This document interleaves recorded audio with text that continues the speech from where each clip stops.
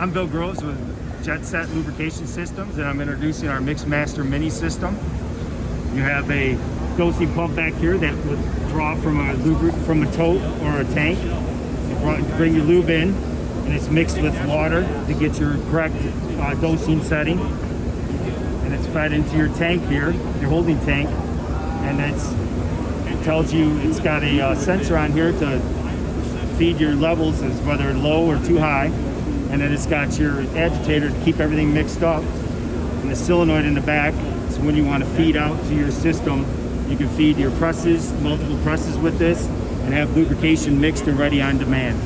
My name is Troy Turnbull, and I'm the President and CEO of Industrial Innovations. Today we're promoting our lubricant reclamation system. We're trying to promote a clean, green environment. So all that dirty, nasty dilube that's fallen on the floor, we're here to clean it up and reintroduce it back into your system to help your bottom line.